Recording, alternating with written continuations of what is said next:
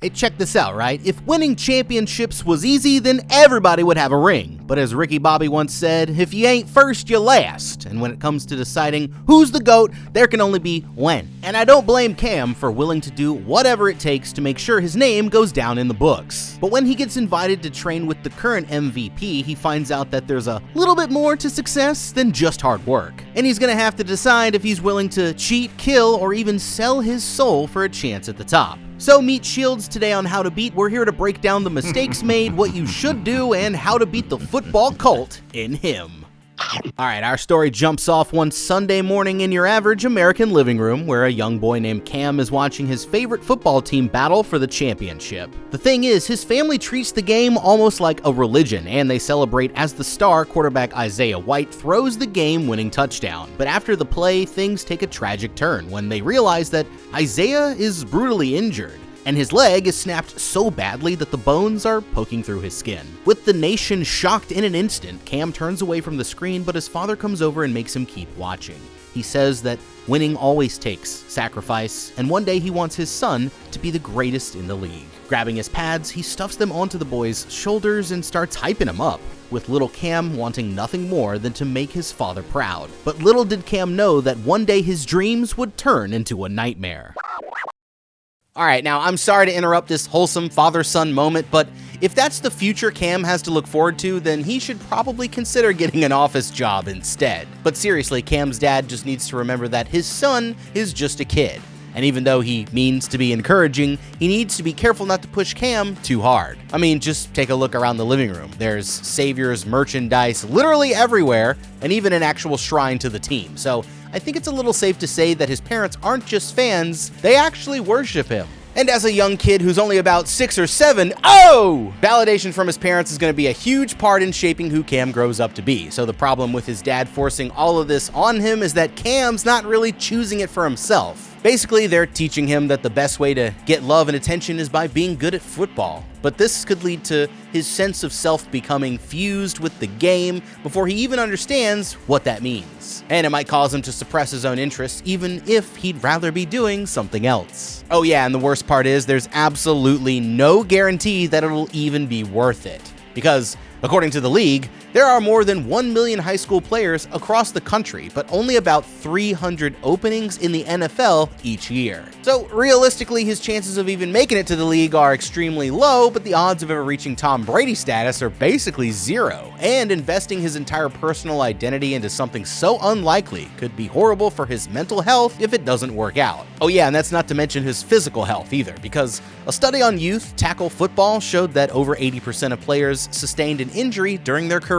So it's actually a lot more likely that he'll end up suffering a life-changing injury before he even gets a chance to try out. So with that being said, Cam's father should really give him the chance to make some choices on his own, even if it doesn't line up with his idea of living the dream. I mean, they'll have a much healthier relationship when he gets older, and Cam might still turn out to be the GOAT. But he needs to be careful before his obsession screws the kid up for life. 14 years later, Isaiah recovers from his injury and goes on to win 7 more championships. But nobody stays that good forever, and the moment word gets out that he's thinking about retiring, the media immediately starts focusing on who's up next. Now, Cam has grown up into being football's most promising new star.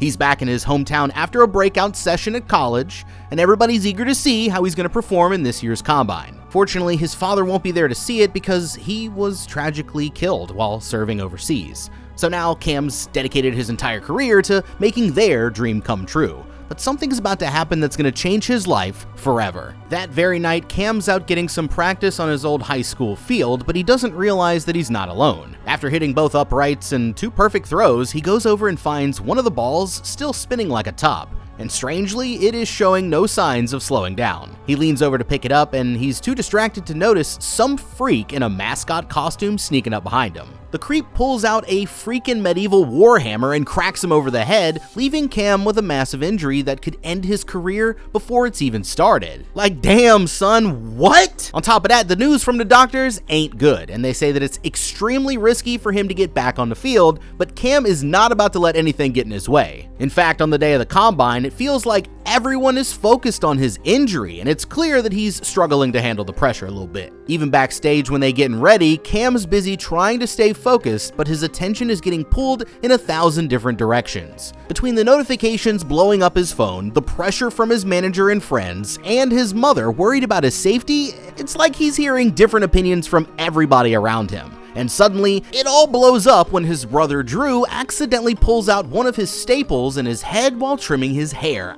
Ow! Cam jumps out of his chair and starts shouting that he's all right, but it's pretty obvious to everybody that he's on the verge of a breakdown. While he's waiting to go out on the field, he has a strange vision of a crazed fan who comes up and asks for his autograph. And although he's been trying to push through, he finally decides that he's not up for it actually after all. Later on at his cousin's party, Cam is feeling down when he gets a call from his manager Tom, who says that he's actually got some great news. Isaiah White wants to meet him in person for a week-long private training camp to see if he's got what it takes to be the Savior's next quarterback. They say stay down till you come up, but Cam has no idea how insane his life is about to get. Alright, well it looks like somebody wanted Cam out of the competition. He probably sees this as a second chance to achieve his dream, but he needs to be careful not to push himself too far. I mean, after all, it's not like he just got in a freaking pillow fight. I mean, that guy attacked him with a full-blown medieval warhammer that was specifically designed for cracking skulls. And after taking a swing to the back of the head, he's really lucky to still be alive. Now, it looks like he was struck in a region of his skull that controls coordination, balance, reflexes, and spatial awareness. And from the staples, we can tell that his skull was fractured, which means that he most likely suffered a traumatic brain injury. So even though he's not stuck in a hospital bed, he's still dealing with headaches, blurred vision, and delayed reaction time, which should make it pretty hard to stay sharp on the field. It's pretty obvious that Cam needs to chill, but he is still insisting on going to this camp, and it all comes back around to those identity problems that we talked about when he was a kid. Now that his father is gone, he probably feels like this is the only way to honor his memory, but if he skips this opportunity now, he'll never get the same chance again.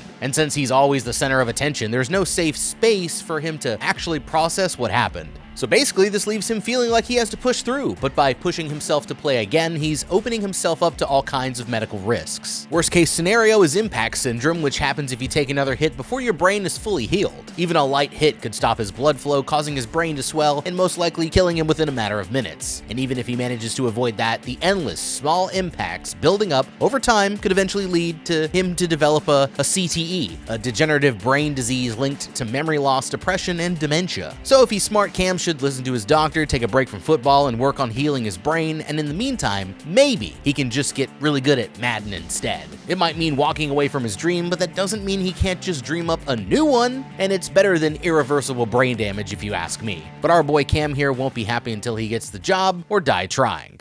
Alright, Cam arrives outside of Isaiah's desert compound and passes by an entire camp full of crazy fans who worship the quarterback's life like he's a god. There's even a woman named Marjorie, who's the craziest one of all, and she hawks a fat lug straight at the window as the car drives past. And this place looks like it should belong to some kind of supervillain, and as he's entering the building, he notices a stack of packages piled outside the door. He brings the boxes inside, places them near the entrance, but nobody's there to greet him, so he decides to show himself in. In the main hall, he's surprised to find that the house looks more like a museum, with priceless artifacts lining every wall. Even Isaiah's 8 rings is in a pyramid-shaped case in the center of the room, which is when he rolls up on Isaiah himself working on some kind of project at the very end of a hallway. And although he gives Cam a warm welcome, he really doesn't waste any time before jumping right into the first lesson.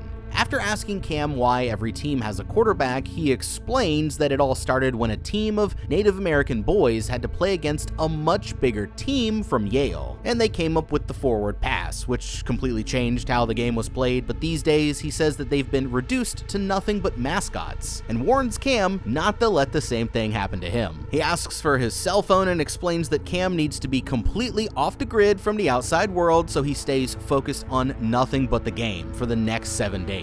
But the first day of camp is all about having fun. So Cam settles in and Isaiah leads him down to the practice field where they start running through some drills. He gives off a slightly competitive vibe and he starts telling Cam ways to improve, but for the most part, it's just a friendly workout so they can all get to know each other. So when they wrap that up, he introduces Cam to his personal trainer Marco, who immediately gives him a physical exam. And this one needs to be thorough, so Cam has to strip down in front of everybody, and all the trainers buzz around taking his measurements like some kind of freaking anatomy project. Cam asks Isaiah how he made such a miraculous recovery back in the day, and he explains that it took an incredible amount of sacrifice. When asked what motivates him, Cam replies that it's his family, but Isaiah says that that one ain't gonna be enough. He says that true motivation needs to come from within yourself. Pep talk comes to a sudden end when Marco finishes the exam. Now that it's over, they finally decide to tell Cam that he could have stayed in his underwear the entire time.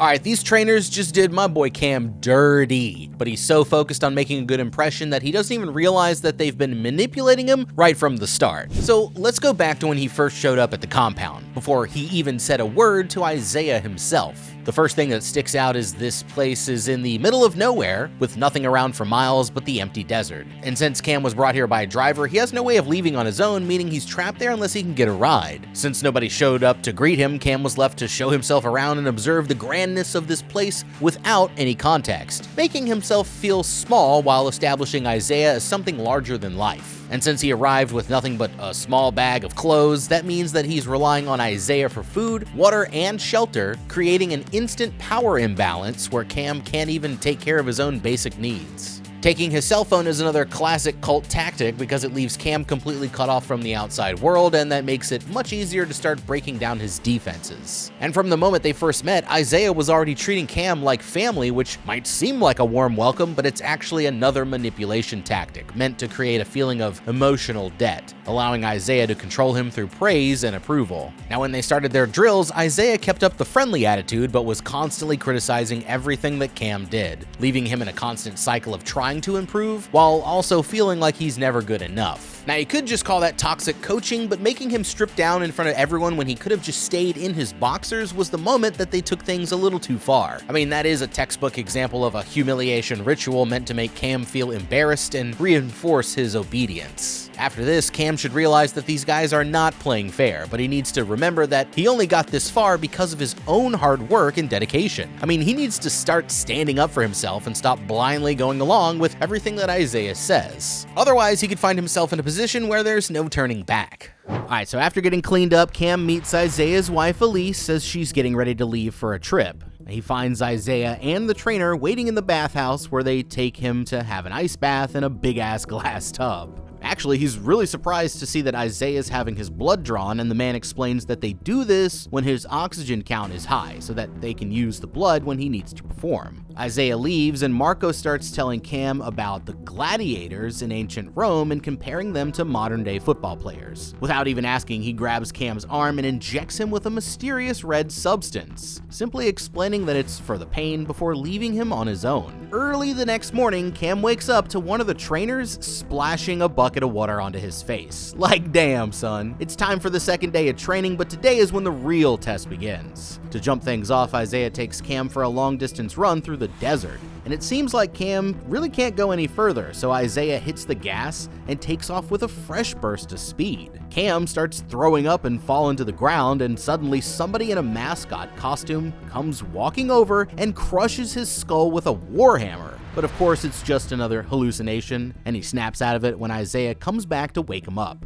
Back at the practice field, Isaiah asks Cam a few hypothetical questions about football, like whether he'd rather have unlimited endurance or an unbreakable body. Cam says that he would rather be indestructible, but Isaiah reminds him that in reality, some injuries are unavoidable. This is when a bunch of jacked up dudes come walking onto the field, and Isaiah explains that they're free agents here to run some drills. He mentions that Cam looks tired and tells him to sit this one out, but the trainer comes over and gives him another shot so that he can get back in the game. game. They start off with some simple passing drills to get everybody warmed up, but Isaiah announces that it's time to make things interesting. He calls for a volunteer, and one of the free agents steps forward, but Cam is shocked when he goes to stand directly in front of the jugs machine. They go back to doing their passing drills, and Cam is starting to crack under the pressure. And when he finally misses a throw, this is when everything changes. The trainers put a ball into the machine and blast the free agent point blank in the face. But to Cam's surprise, the man just shrugs it off and gets back into position. But Isaiah doesn't look like he's gonna stop, and leaves Cam no choice but to lock in and try to save this dude's life. Now the other free agents are dropping passes on purpose, and the trainers just keep turning up the heat. Alright, my boy's out here taking balls to the face like it's no big deal. But if Cam doesn't hurry up and make a pass, then they're gonna be taking this dude home in a body bag. A regulation-sized football weighs about 15 ounces, and they're firing them off at around 70 miles per hour, about 6 feet away from this guy's face. So every time he takes a hit, it's transferring about 196 joules of kinetic energy straight to his dome, which is basically like getting punched in the face by a professional heavyweight boxer. After only 3 or 4 hits at this speed, I mean, he's gonna end up with a broken nose, missing teeth, and eventually probably, lose consciousness. But now that the receivers are intentionally dropping passes, Cam needs to realize that this isn't just about testing his skills, it's about testing to see if he can keep his composure, even when the game is rigged against him. So instead of lashing out at his teammates, all he needs to do is stay calm, remove all of his emotions, and focus on the fundamentals. And if he's throwing perfectly but they still drop it, I mean, there's not really much else that he can do. Now that's just to get him through the drill, but once it's over, he needs to watch out, because the last 24 hours have been full of red flags. Like back in the sauna, Isaiah straight up admitted to blood doping, which is completely illegal under NFL policy. I mean, basically blood doping is increasing the number of red blood cells in an athlete's bloodstream to help them perform better. More red blood cells means more oxygen getting delivered to the muscles and giving them better endurance and recovery time. But it's banned from the league because it creates an unfair advantage and comes with some serious medical risks. So by doing it right in front of Cam, Isaiah's conditioning him to feel like nothing matters besides being the best, even if he has to break the rules to get there. But if you've been paying attention, it looks like Isaiah's been getting into more than just your average ways of cheating. It looks like Cam didn't notice, but the spa was full of ritualistic symbols everywhere you look. I mean, the triangles near the doorways are actually alchemical symbols for earth,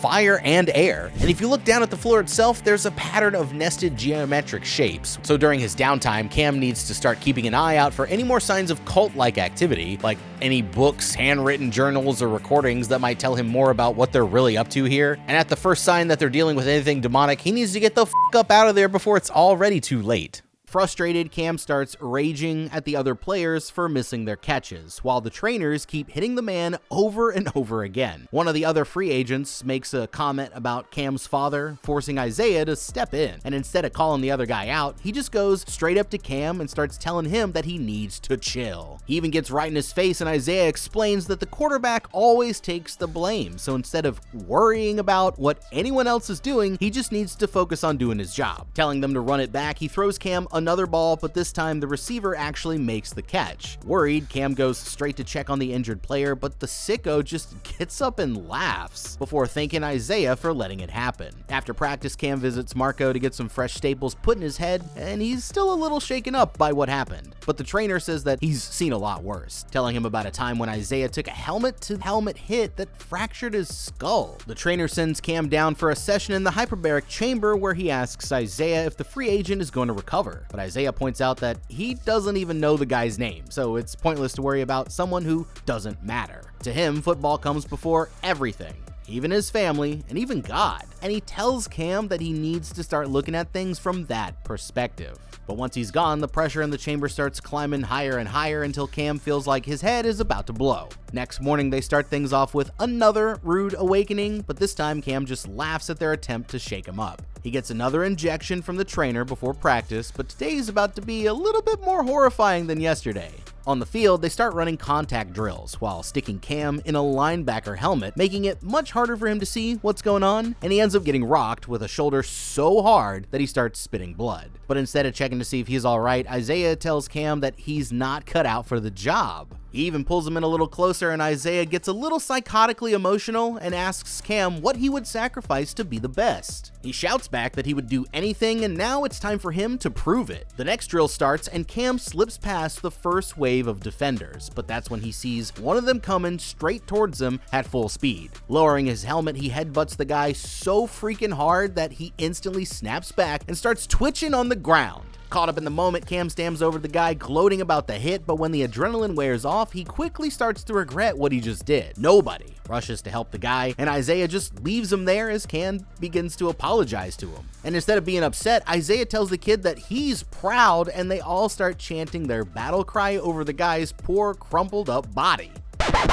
Okay, so far this training camp seems a lot more like some messed up cult initiation, but this drill is where they officially cross the line. In the NFL, helmet-to-helmet hits are totally illegal, and any player who initiates one can be ejected from the game. Their helmets are designed to absorb and distribute the impact, but when two helmets crash together, all that force goes straight to the players' skulls. This causes their brains to slam around inside their heads, leading to concussions, internal bleeding, and severe long-term damage. It can also compress their spine, causing cracked vertebrae, torn ligaments, and even the risk of paralyzing them upon impact. Now, for somebody like Cam, who's already had one traumatic brain injury this year, a second hit could be career-ending or even fatal. And the craziest part is, he's already so brainwashed that he initiated the hit himself. In reality, no ethical coach would ever encourage a drill like this, but it seems like Isaiah went out of his way to set this up. It started by sticking Cam in a linebacker helmet, which cut off his vision and made it harder to see the defenders rushing towards him. But these helmets also have a thicker structure that makes them better at absorbing direct impacts. So this is like giving Cam a weapon and encouraging him to use it. Cam's only been here for 3 days, but he's already losing his sense of right and wrong and putting himself in danger just to earn Isaiah's approval. But if this is what it's going to take for him to get it, then it's time for him to walk away. Cam needs to treat this as a wake-up call and realize that this isn't just about seeing if he's a good fit for quarterbacking. It's about making him buy into Isaiah's whole messed up philosophy. And if he doesn't take a step back now, he'll end up getting hurt or doing something that he seriously regrets. So honestly, he needs to get to a phone, call his mom, and tell her that he wants to come home. Then pack his bags and dip out in the middle of the night before anybody knows that he's gone. Yeah, he's gonna have to give up on his dreams, but these guys are clearly up to no good, and he shouldn't even be playing with a brain injury in the first place. So although it's tough, it's better to get out of there while he still can. Later that night, Cam is up walking around the compound when he comes to a strange circular door. He leans up and presses his ear against it, but that's when he hears a noise behind him and turns around to see a football rolling out from around the corner. So he starts backing up, only to hear a camera powering up from somewhere in the darkness, and all of a sudden, a bunch of reporters appear and start taking photos. And another mascot sneaks up from behind and wraps a plastic bag around his head. He snaps out of it, and it seems like his visions are only getting worse. So he sneaks to the phone and decides to call his family for like the first time in a couple days. Naturally, his brother is worried to hear that he's having these hallucinations, and while they're busy catching up, he has no idea that somebody is watching him through the window. This is when Marco pops up and shouts at him for being on the phone, forcing Cam to hang up before he can even say bye. Trying to play it off, he asks Marco for something to help with the headaches, but it seems like the man has been drinking, and apparently he has something to say. He takes a seat and the trainer confesses that he has sacrificed everything for his job, but now he regrets never starting a family of his own. And before leaving, he mentions that he's been preparing Cam for what's about to come. And when the kid asks what the hell he's talking about, he simply replies that there can only be one winner. Later on, Cam and Isaiah meet up for a chat in the sauna, and he asks him, what's it like being a champ? Isaiah replies that he used to love it, but now that it's time for him to retire, he's starting to wonder if any of it really mattered at all. He admits that he's terrified of somebody else taking over his job and says that he's going to miss everything about playing when it's finally all over. And in a moment of apparent honesty, he says that it's important for Cam to follow his own path,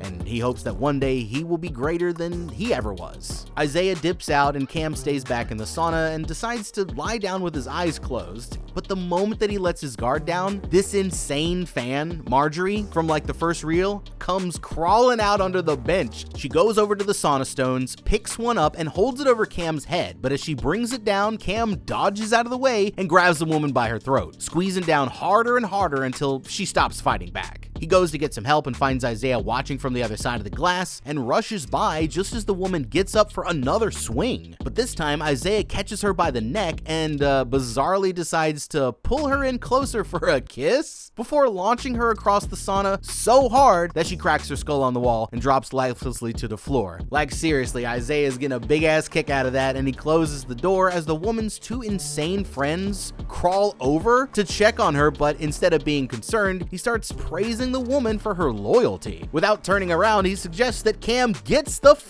up out of there while he stays to take care of the mess, so the kid takes his advice and leaves without saying shit.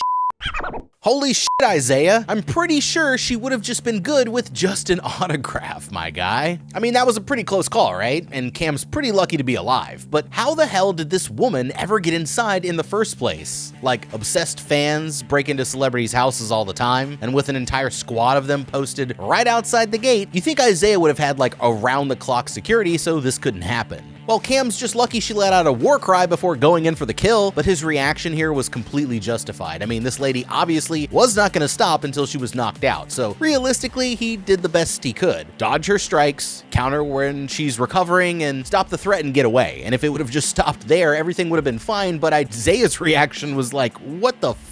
Any normal person would just call the cops and report what happened, but I think it's pretty obvious by now that Isaiah is not a normal person, because the amount of force that it would take to launch a grown adult way across the room one-handed is above what even a world-class athlete can do. It looks like he just straight up killed that lady, and he's showing no remorse for what he's done, which puts Cam in a tough position. Either he says nothing at all and is charged as an accessory to the fact, or he snitches on his mentor and blows any chance of a career in the league. And no, that's not an easy choice, but honestly, Isaiah is getting more unhinged by the second, and with all this talk of there can be only one, he should probably get out of there while he still has the chance. Oh, but they're not gonna make that easy, and he can't ask anyone for a ride or risk getting caught on the phone again, so what he needs to do is wait until everyone's gone to sleep, stuff his backpack full of water bottles and a rope from the gym, and dip out before anybody notices. He can use the rope to climb over the gate, then either borrow a car from the crazed fans or sneak around their camp and follow the road until he hits a gas station where he can call for help. I mean, it's far from the ideal scenario, but it's probably better than sticking around to see what the f is gonna happen next. Not even an hour later, Elise finds Cam sitting near the door and invites him to come say goodbye, but sure enough, he ends up being seduced by the woman and her girls. Next thing he knows, he's waking up with Isaiah at the foot of his bed, but instead of being upset, he laughs at Cam for still being so attached to his high school girlfriend. He says that real champs do whatever they want, so today they're gonna forget about the game and just do whatever instead. So the two of them head out to the desert to fire off some of Isaiah's guns, and noticing that Cam seems to be a little out of it, he asks the kid what's on his mind. Cam says that he's still thinking about the crazy woman in the sauna, and Isaiah starts acting like the whole thing never happened. This is when Marco and another trainer drag a mascot costume onto the range, and it's pretty obvious that there's somebody in the suit. He hands him a rifle, and Isaiah says that he wants to make Cam a bet. If Cam makes the shot, he gets the fame,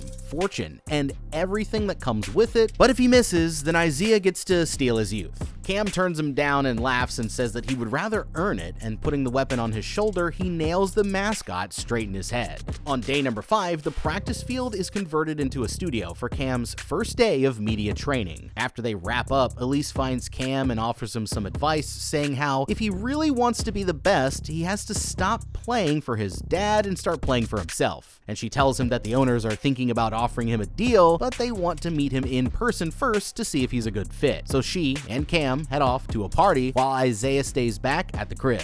And Cam is really not sure what to expect, but he is surprised when they arrive outside some random sketchy looking motel, like clearly confused. He asks Elise like what they're doing there, but she explains that the owners value their sense of privacy and glosses right over the fact that they're gonna be performing some kind of ritual. Before he can ask her to clarify, Elise hustles him into a big fancy party where it looks like he's the guest of honor. Even that boy Marco, the trainer, is here, but pulling him in close, he tells Cam to run. just before Elise drags him away. Anyways, over into VIP, at the very back of the room, he finds this Agent Tom rubbing elbows with the team's owners, and they all give Cam a warm welcome handshake and welcome him to the table. After the pleasantries, they all raise a glass of some mysterious red liquid and toast to Cam's future as the new franchise quarterback. But as soon as he finishes his drink, that's when everything starts to go crazy. The drink clearly starts to take effect, and Cam finds himself lost in the chaos of the party until eventually he wanders into this plastic-covered room with a mascot head in the very center. So he picks it up, and he's horrified to find Marco's head hidden inside. Like, what? And then blacks out the moment that Elise comes to check on him.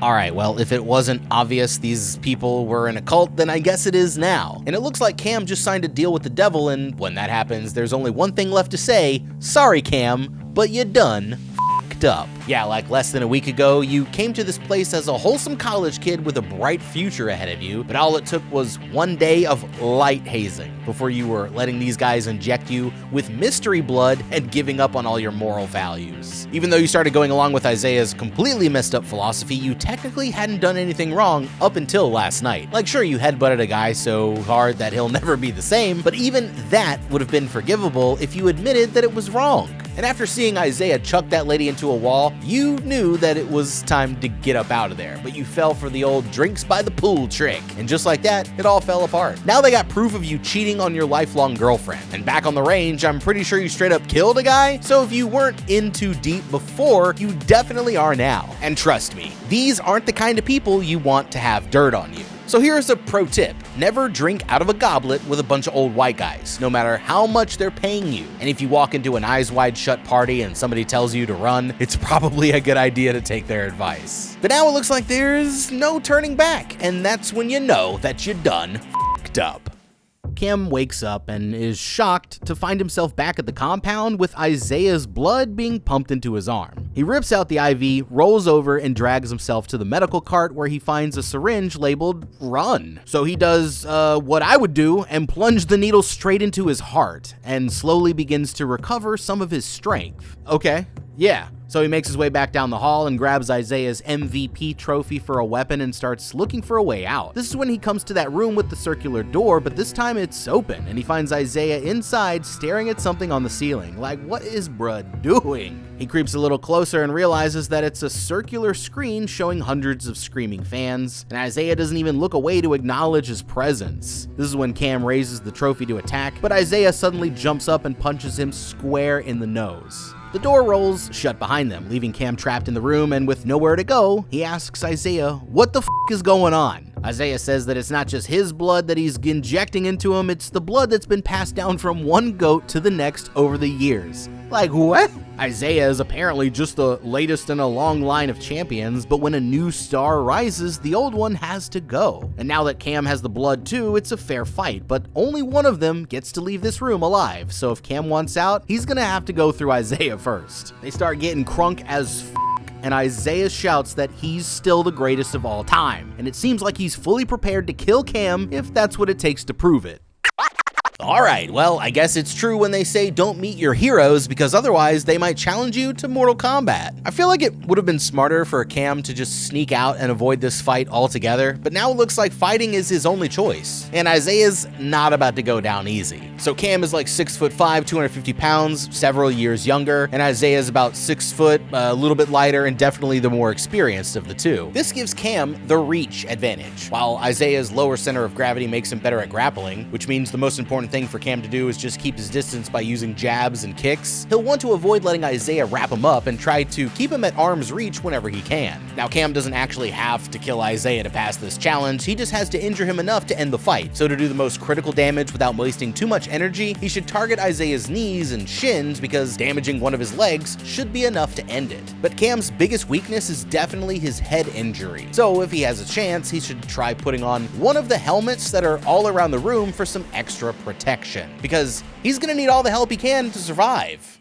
The fight pops off, and Cam takes the first couple of swings and rocks his opponent straight in the jaw, and Isaiah lifts him up and throws him clear across the room. But before he can get up, Isaiah grabs him and starts bashing his head up against the wall and throws Cam back into the center of the ring. The two of them start wrestling for control, and Isaiah takes Cam down and brutally snaps his left arm, yanking it so hard that the bones start poking through the skin. Like damn. He lets him stand back up though, and he grabs the trophy to get ready to finish the fight, but Cam spins around and blasts him straight on the chin with an old helmet, before crouching over Isaiah and brutally beating the man to death. Cam stumbles out of the tunnel, only to find himself in the middle of the football field with Elise and the team's owners gathered around for some kind of bizarre ritual. They finish up their little prayer and bring out the deal for Cam to sign, but they start to get frustrated when he just stands there making up his own mind.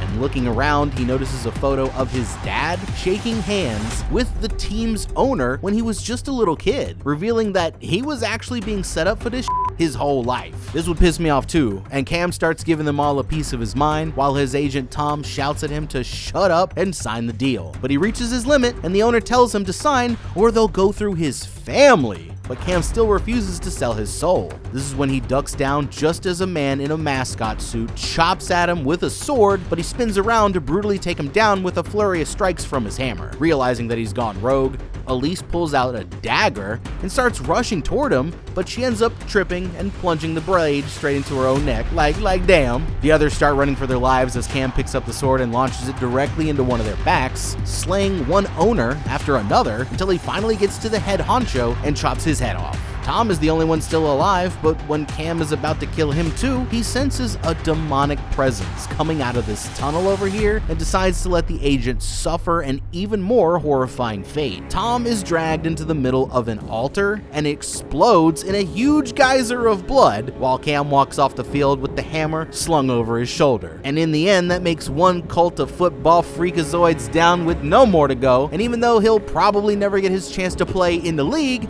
at least Cam got out before he sold his soul. Him 2025, yeah, alright though. Honestly, ever since I saw the trailer for that movie, I was super fucking hyped. And I mean, anything that Jordan Peele's name is on, I'm watching day one. Yeah, and I know a lot of people said that this movie didn't really stick the landing, but I don't know if you've ever been in some of these situations where you're like extremely talented and all of a sudden a cult starts trying to your life up. Well, I have, or I think I have. I don't know. I can't really remember. But anyways, this movie hit home for me, and it was really cool seeing Marlon Wayans back up on the big screen. Shout out to the Wayans brothers.